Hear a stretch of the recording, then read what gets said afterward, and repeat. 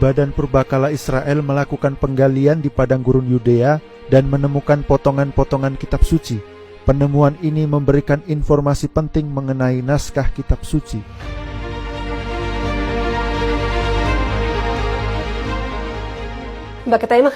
Potongan-potongan yang baru kami temukan memuat ayat 16 dan 17 dari kitab Zakaria bab 8.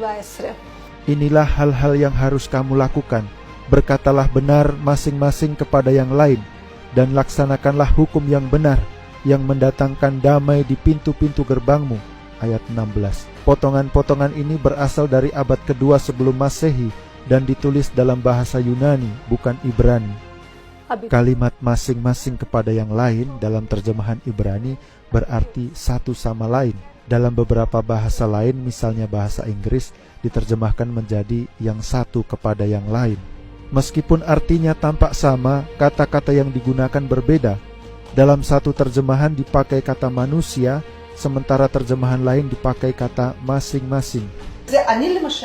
Misalnya, terasa ada perbedaan antara satu sama lain dengan masing-masing kepada yang lain, meskipun maksudnya sama-sama satu orang dengan orang lain. Perbedaan yang lebih mengejutkan ditemukan dalam terjemahan damai di pintu-pintu gerbangmu. Dalam potongan yang ditemukan, kalimat ini berbeda dengan versi bahasa Ibrani.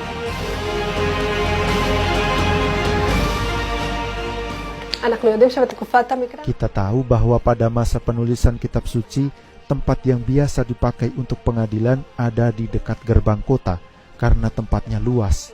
Dalam potongan yang kami temukan, bagian di pintu-pintu gerbangmu diganti dengan di jalan-jalanmu. Para peneliti belum menemukan penjelasan akan adanya perbedaan ini, namun sangat mungkin perbedaan kecil ini didasarkan pada latar belakang budaya penerjemah.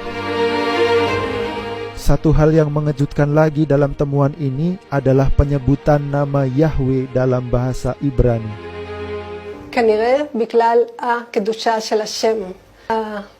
Dalam 10 perintah Allah tertulis, jangan menyebut nama Tuhan Allahmu dengan tidak hormat. Artinya nama Tuhan tidak boleh diucapkan secara sembarangan. Selama zaman Bait Allah kedua, bahkan penyebutan nama Tuhan dilarang.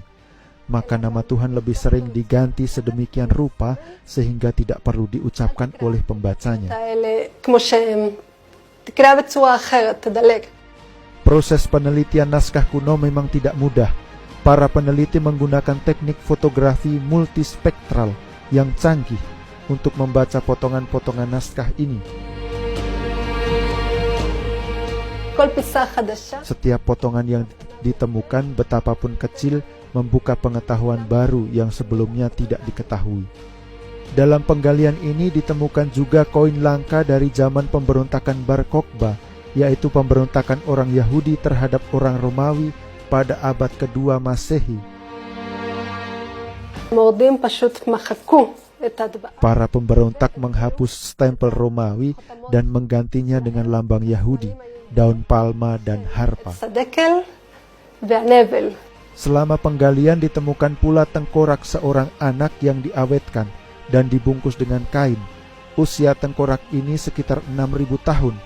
Ditemukan juga sebuah keranjang berusia 10.000 tahun, barangkali yang tertua di dunia. Gua-gua yang terdapat di padang gurun Yudea masih menyimpan banyak informasi tersembunyi. Penemuan potongan-potongan kitab suci membantu kita untuk memahami proses pembentukan kitab suci dari zaman penulisannya hingga bentuknya yang sekarang.